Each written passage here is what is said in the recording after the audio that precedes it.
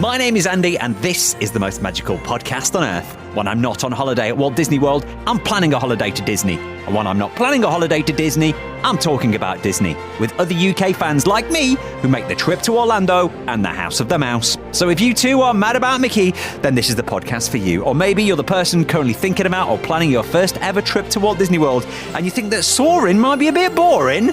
Well, then this really is the podcast for you.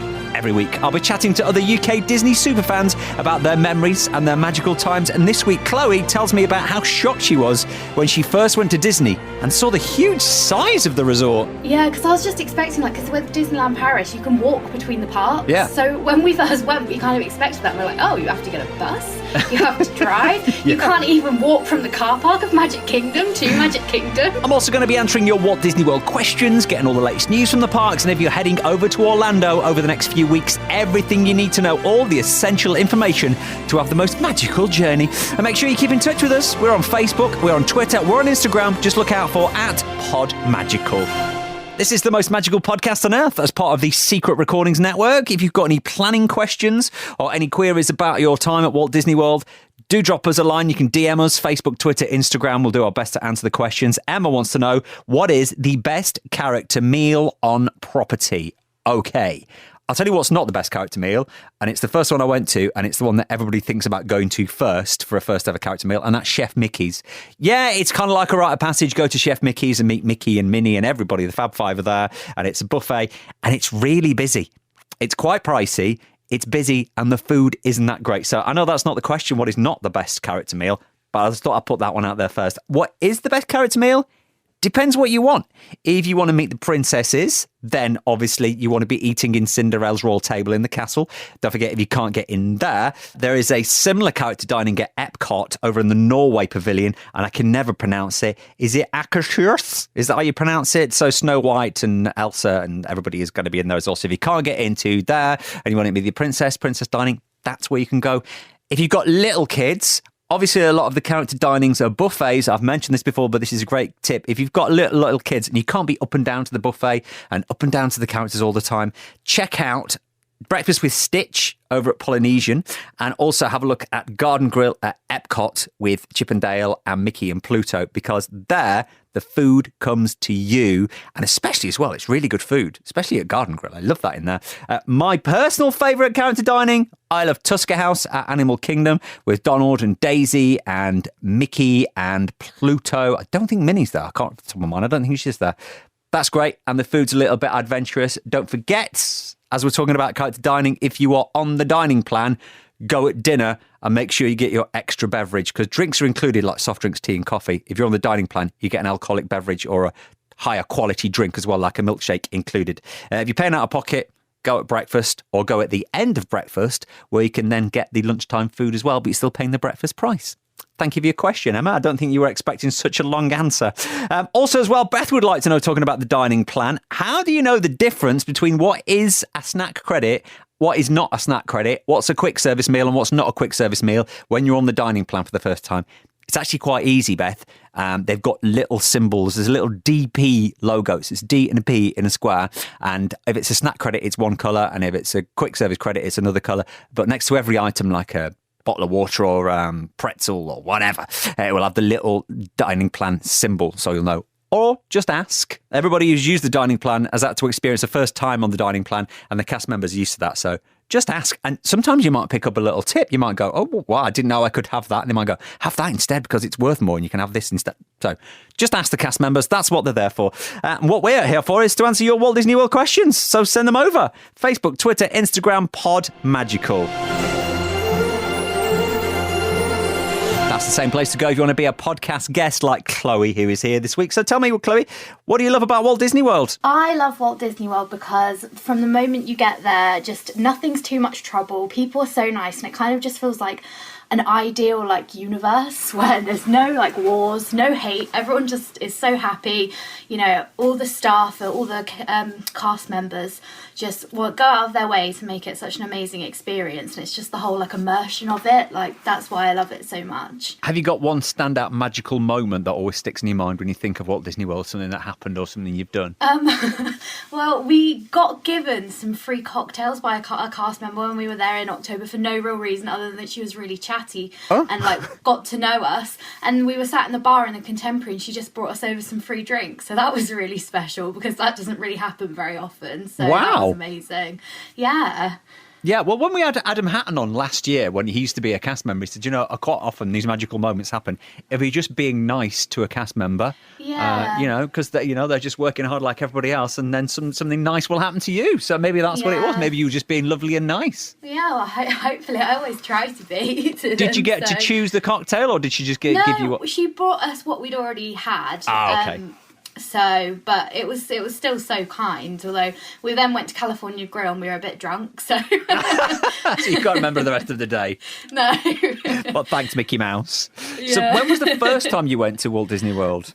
So we went in 2013. I went with my mum, my dad, and my little brother, and we'd been to Disneyland Paris. I've been to Disneyland Paris pretty much every year since I was 2. Right. So when we finally got to go to Walt Disney World, it was like a pilgrimage to like the holy land of like exactly the Mecca of Disney. So it was amazing. We had such a nice time, and then I wanted to come back with my boyfriend, who I've like now been taking to Disneyland Paris with me, and we went last year in October, and it was incredible. We had such a great time, best holiday ever. So how does it compare, like, especially the first time you went? Did you have expectations, having been to Paris so many times? Because a lot of people listening to this might have never been to Walt Disney World, but they're thinking, maybe we'll go. Is it like Paris? What do I expect? It's like, so I always say to people who go, oh, I don't know if I like Disneyland Paris, I'm like, you can't really compare the two because they're so different. Like, obviously they have similarities. Like Magic Kingdom is very similar to like the Disneyland Park in some ways because there's a castle and similar rides. But it's just on such a bigger scale, Walt Disney World. Like, you can't really compare. Like, the immersion you get is so much different to what you get in Paris. So for me, there's no comparison. I love Disneyland Paris, don't get me wrong, but Walt Disney World will always be it for me. For Disney holidays. And especially the size. It's very hard first time you've been go, oh wow, this is enormous. Yeah, because I was just expecting, like, because with Disneyland Paris, you can walk between the parks. Yeah. So when we first went, we kind of expected that. And we're like, oh, you have to get a bus. You have to drive. You can't even walk from the car park of Magic Kingdom to Magic Kingdom. Yeah, like, that's it. About? You park and then you've got to get a ferry to get to the theme park. So, like, we were just absolutely amazed by the size of it. We couldn't get over it. What's your favourite thing at Walt Disney World? Either a parade or a ride or a show? What a question. I think my favourite thing is probably what everyone says, happily ever after. I feel like it's just every time I watch it I cry. I just can't I watch it on YouTube, I cry. I have the song come on a playlist, I cry. I don't know why, it just feels so special to me. I'm not sure why. I just think it's so incredible. And when, spoiler alert, but when Tink flies across a real person flies out of the castle, it's just incredible. And when you're watching it and there's people around you going, wow, and oh my God, amazing. There's just a feeling in your heart that you can't describe. What about rides? Have you got a favourite ride? Because I know you've kind of hinted that a lot of people go, Tower of Terror. Oh my God, I hate Tower of Terror. You hate Tower of Terror. I hate it. So I've never been on the one in Walt Disney World, spoiler alert, but so I guess I can't really judge. But the one in Paris, I just really hate. I just hate that feeling of being dropped, and I just know that it would be the same in Disney World. And also, it's got no I know some rides don't have Disney theming, but it's just a bit spooky. It's like Haunted Mansion. I don't go to Disney for the spooky vibes. I go for the magical, happy vibes. So yeah, I'm not a massive Tower of Terror fan. No, it is very different at Walt Disney World. There's something different about it. See, I was going to get a fast pass for it when we last went, and then my boyfriend, he hates heights. And he was like, no, we're not doing it. Don't waste a fast pass on it. So we never did it. But maybe next time. Yeah, well, if you both hate it, then there's not really much point. Yeah. So what is your favourite ride then? My favourite ride, I think, has to be Everest. It's amazing. It's just the best roller coaster. And the first time I ever went on it, had no idea that it went backwards or anything, and like the surprise you get when the track ends and you're just like, what's going on, and then you shoot backwards is incredible, and it's just like a lot faster and more thrilling than I think people expect it to be. You know, you say you don't like heights. Yeah. You know, Everest is actually taller than the Tower of Terror. Is it actually? Yeah. I guess you don't feel it. I don't know. Well, there's a reason to try it next time you go. But I'm definitely with you. I definitely will try it. I will try it. But yeah, that's my fave. Chloe is with us on this week's podcast. We'll be back and find out your favourite restaurants and more after the news. There's not really a lot of big news to tell you about coming from Walt Disney World. Animal Kingdom has had a couple of little births. There's a new little baby monkey and there's a new little baby zebra that's been born over at Animal Kingdom. And talking about animals, there's the new Simba popcorn bucket that we were talking about last week on the podcast. That started popping up here, there and everywhere, along with some Valentine's things a couple of weeks to go before Valentine's Day. A lot of places to go at Walt Disney World to celebrate love and romance. And if your biggest love in life is steam trains, then you'll still be disappointed because the steam train isn't going around the Magic Kingdom. This is because of all the developments for the new Tron ride, and it has moved home. So no longer can you see the steam train at the top of Main Street. If you want to go and have a look and find out more about it, it's in its new home around at the Fantasyland train station. If any news does break over the next few days, few weeks, we'll be first to let you know over on our socials, Facebook, Twitter and Instagram. We are at PodMagical. So, Chloe, favourite places to eat, either in the parks or around the resorts? Yeah, I have a really long list of places to eat. Like, we love the food at Disney. It's like our favourite part of it. And we were on the free dining plan last time we went, so we ate so much food. Too much. The best place that we ate, I think, was the Yachtsman Steakhouse at Yacht Club. Yes, I've been there. The garlic bread is the best garlic bread I've ever had in my life. Like, Explain the garlic bread, because it's not like they don't bring you out a piece of garlic bread. It's not normal garlic bread. So they bring out hot bread rolls, salty butter, and then a full bulb of slow roasted garlic, and you like assemble your own garlic bread. It is unreal. I've never had garlic bread like it. In fact, I was like so full up I could barely eat my steak. I was just asking for more bread. Have you ever seen a clove of garlic that big though? Because they bring it out and it's like massive. Your fist. It's the size of your fist, isn't it? I know, like, what is American garlic? We don't have garlic like this in the UK. It's like the size of an onion. It's incredible. I know. I was like, what is this? When she brought it out, it was amazing. I was like, oh my goodness. I'm going to get used to this. And also incredible steak as well. Oh yeah, the steak is also good. The garlic bread. So would that be your favourite thing to eat at Walt Disney World? Would it be the steak at Yachtsman? Yeah, I think so. I think also snack-wise, I absolutely love a Mickey pretzel. I'm a very like savoury kind of person, so I do enjoy the sweet snacks. Like I love a Rice Krispie treat and I love a sugar cookie and stuff like that and a Dole Whip, but my absolute favourite snack to get is a Mickey pretzel, just because it's so salty and delicious. I love it. You kind of got to eat everything though. You've got to work your way during the time you're there. You've got to work through all the snacks that you like. Otherwise, the trip's not complete, is it? If you've not done all that. I know. And like we felt like we ate so much. We still had loads of snack credits left at the end, so we just went and spent them in Goofy Candy Co. and brought home loads of like presents for our friends and family, which was nice. But everything's been really generous. You get actually just had loads of free snack credits left over. So don't tell them that anyway. I brought loads of bags into work, and everyone was like, "Wow, thank you so much." I was like, "Yeah, these are $6 a bag," and I was like, "But I didn't pay for them though." But I've switched now. The last couple of times I've been, I've not brought sweets back for people. I've just bought crispy treats back for myself, because you know that you can get the ones in the pack. Yeah, I saw so those. They don't quite taste the same, but still, it's that bit of Disney magic that you can have like weeks later when you've got that depression when you've got home. You got over your jet lag, go, okay, I'm going to have a hot chocolate. Yeah, that post-Disney depression. Yeah, that kicks in. You've just got stacks of washing to do and there's no magic in your life anymore. There's no magic in all the washing, all the Mickey Mouse T-shirts that you brought back. Yeah. No. So where do you like to stay then? You say you got the free dining plan, so you've obviously stayed on resort. So we stayed on property when we went. We stayed at All Star Music, and that's the only hotel we stayed at on site. And it was really, really lovely. I'm in quite a few like Disney Facebook groups, and a lot of people, when I post on there going, is it a nice hotel? A lot of people talked me like down and out of it and going, oh no, you don't want to stay there. Stay at Art of Animation or Pop Century, they're better values. But because there was construction going on, we got an absolutely massive discount on the cost of our room. So I went for it anyway. All right. And it was it was really lovely. Like, it was a clean hotel room, really comfy beds, really nice pool areas. And, you know, you're still in that Disney bubble, even if it's, you know, one of the cheapest hotels that you can stay in on property. It's still amazing and magical. So I definitely don't think you should knock the value resorts. I think they're great. And getting around, with all the buses, were they regular enough?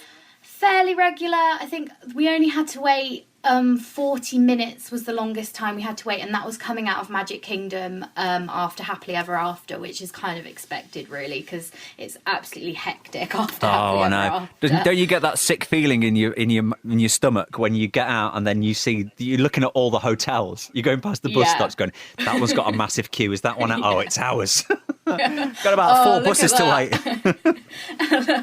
Yeah, it was like horrible. And one night I'd worn like new shoes, which was so stupid. We'd been to the outlet mall and I wore new shoes, and we were coming out of Epcot and we had to wait for like 4 buses, and I was like, I'm gonna cry. I was like, this is so horrible. Schoolboy error. So what's your planning strategy then? I'm a big planner. I like to do a spreadsheet. I like to be there on my 180 days, know every single restaurant that we're eating at so I can book it in, get all our fast passes done at 60 days, and just make sure everything's planned down to a T. I mean, sometimes the plans got, you know, moved around or reshuffled a bit, but that's like the good thing with the My Disney Experience app, is it's all there, so you don't have to worry about having your spreadsheet with you or anything, because you've got all your plans in your phone and you can move things as the day changes, really. How do you decide which restaurants to go to? Because a lot of people get baffled because there's so many amazing places to eat. Do you know you always have your favourites? How did you research before you found them? I watched a lot of YouTube videos. I really trust. There's a couple of YouTubers that I really trust with their food opinions, and that's one of them's Charlotte Ruff. One of them's Adam Hatton, friend of the podcast. Friend of the podcast. One of them's Tim Tracker. So those 3 people, if they say somewhere is good to eat, I'm like, okay, we're booking there. So the Yachtsman was actually something that Charlotte Ruff had recommended loads of times on her channel. And so I decided, we need to do that. And we did a couple, I can't remember what we did that Adam recommended. Skip a Canteen in Magic Kingdom. He recommended, so we went there. Watching YouTube videos, and then now I think, you know, I've watched a few more videos and we've got more places we want to eat next time, but we'll also go back to some of our favourites. Yeah, it's hard when that list gets longer, isn't it? I've got favourites, but I want to try these as well. Have you checked out Disney Food Blog, DFB Guide? Yeah, I have. I got some of my how to, they have a guide on how to best use the dining plan and make sure you're, you know, making the most of all your credits. So that was really helpful to know what snacks are the most expensive. So they're the ones you want to, you know, use your snack credit on rather than spend your money on. Exactly. So that was really helpful. What are your best tips then? Have you got any top tips? My tips are to make sure you plan. It really stresses me out when people say they're going to Florida, but they're not going to plan anything. They're just going to wing it. I'm like, no. You need to make sure you plan. Otherwise, you will not maximise your time on holiday. You need to make sure. You don't have to be crazy strict about it, but just make sure you've got a loose plan of, you know, what parks you're going to go to on what days, so you can get your fast passes in advance, and make sure you're skipping the queues on all those major rides, really. And what about outside Disney? Do you like to venture up to Universal or SeaWorld or anywhere like that? Yeah, we like Universal because we really like Harry Potter, so we really like going there. But we really enjoyed the outlet malls this time, which is something we hadn't really done before. So we went to the premium outlets on Vineland, I think they're called. That's the one nearest to Disney, isn't it? Yeah. Yeah, and they were really, really good. We got some really great bargains. We spent a lot, but we got some good bargains. So yeah, that's something that we really like to do. Did you go into the Disney store, the Disney outlet store? Yeah, the Character Warehouse. Yeah. It was good. You had to queue outside. It was very hectic and very busy. We got there as it was opening, and there was always already a huge queue outside. And I really wanted to go in and see if I could find some Spirit jerseys, but I didn't have much luck. I got an ice cube tray and a Christmas decoration, but that was about it. Yeah, Christmas decorations all year round. And now, of course, they've got the Christmas shop, which is over at Disney Spring. Oh, yeah. I love that. A lot of those ornaments were on our tree this year. So is there anything you don't like about Walt Disney World? Well, we've already said I don't like Tower of Terror, and I'm not a big fan of the Haunted Mansion either. Yeah, the spooky things. But apart from that, there's not really much I don't like. I guess the crowds is something that I could, I wouldn't say hate. Hate's a strong word for Disney. I don't hate anything about Disney, but like the crowds are like the first week we were there in October, we went the first 2 weeks of October. The first week was so quiet. It was lovely. But the second week was so busy because it was like, I think Columbus Day or Columbia Day. Yeah. Some national holiday that they have that we don't have. So when I booked the trip, I had no idea about it. And it was so busy. Like one evening we were at Magic Kingdom and we could not move for love nor money on Main Street. It was like sardines packed on there. It was pretty busy. Yeah, it's hard to find it. You keep an eye on when public holidays are on and then run Disney events as well. It always gets really busy when the marathon's on and things like that. Yeah, so I think when we book next time, like we really want to go back like because we really enjoyed the weather of the first 2 weeks of October, so we'd really like to go back there again. But we're looking at going back for the 50th, and I'm like, do we really want to be there on the actual 1st of October, like the day that Disney... That's going to be crazy, isn't it? Birthday. Yeah, so we're thinking maybe we'll go the year of the 50th, but try and avoid the actual 50th. Yeah, I have a feeling that the 50th celebrations will be more than a year long. Yeah, I have a feeling because Disneyland Paris's 25th ones went on for like 18 months, I'm pretty sure. So I think they'll spread it out as much as they can. Mickey Mouse's birthday went on for about 18 months, his 90th birthday. I think it was like 92 by the time he finished it. Yeah. Mouse that age shouldn't be roll out every day like that. So when is your next trip? Have you got anything in yet? Or are you just keeping an eye on 2021? We haven't got anything booked yet. I would love to go back next year, but financially, it's quite an expensive trip. So we think we're going to save up a few extra pennies and try and stay at Animal Kingdom Lodge next time we go, which will hopefully be some time in 2021. We haven't decided yet. We'll book it probably around April time. Yeah, that is next year, Chloe. Yeah. That is. Yeah. So I'm stuck in 2019. We are going to Disney next year. Yeah, you can say that to Disney next year. Yeah. So we would have loved to go this year, but we can't really because of, we want to save up a bit extra money and stay at a really nice hotel. So that's our plan. And pluck your courage up to do the Tower of Terror. Yeah, that's the goal. That's the mission. That's your mission for you. Lovely talking to you, Chloe, and have a magical day. You too. Thank you. If you'd like to join me on the podcast to talk all things Walt Disney World, let's talk about your favourite restaurant, your favourite ride, your most treasured memory. Let me know. We'd love to chat to you. Just give me a shout. We are at Podmagical, Facebook, Twitter, Instagram, any of those. Just say, I want to be on the podcast and we'll sort something out. If you are going over to Walt Disney World over the next week or two, you're in for quite nice weather and low crowd. Temperature's going to be on the coolish side, still in the low 20s, but should be mostly dry. Some of the attractions might be out for their out-of-season refurb. Some of the water parks might be closed. So Splash Mountain, Test Track, they're undergoing their out-of-season refurbs at the minute. This weekend, Super Bowl weekend. So make sure if you are at Magic Kingdom on Monday, you look out for the winning Super Bowl team who did their very special parade. I think usually they stream that live on Disney Parks blog as well. So you can look out for that this coming Monday, the Monday after Super Bowl. That happens every year. Also over at Epcot, Festival of the Arts continues. There's some special food booths. There's various props from some classic movies like Les Mis and Beauty and the Beast that are on display. Live performance as well from some of Broadway's biggest Disney stars. There was actually a live stream of that last week. Now, if you missed that, for the big stars who performed Disney on Broadway, there's this very special 20-minute show that came from Epcot. It's on every night during Festival of the Arts, but it's also over on YouTube if you check out Disney Parks blog. Top tip of the week this week. Andy's top tip of the week is how you can extend your day in the parks. So, for example, if the park closes at 10 o'clock, you might be able to stay in a little bit longer. Yeah, the shops are always open like an hour or so longer. But did you know the closing time of the parks is when they actually close the queue ride? So if you want to get in line for Flight of Passage, say Animal Kingdom closes at 7 o'clock, if you get in line at 6:45, even if there's a 2-hour queue, you will still have that 2 hours to get in the ride. But also I've noticed, towards the end of park closing, if something says it's 2 hours, it's probably not 2 hours. So don't think If it's 15 minutes before park closes and there's a 2-hour queue, you're going, oh, well, there's no point getting that because they're going to kick us out of the queue. As long as you're in the queue before park closes, you can get on the ride. If you've got any tips of your own, let me know. Facebook, Twitter, Instagram, we are at PodMagical. And also, if you're going over to the parks, if you're going to be on holiday at Walt Disney World, tag us in your pictures. If you're doing an Insta story, just a couple of the pictures, a couple of the videos, just put at PodMagical, give us a wave, tag us in.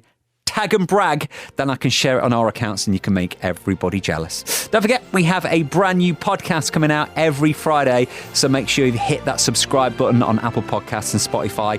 We'd love a 5-star review as well. If you enjoy the podcast, it just makes it easy for people to find, especially if they're looking for Walt Disney World podcast. So if you could leave a comment and a 5-star review, we will love you forever. And until next time, please stand clear of the doors.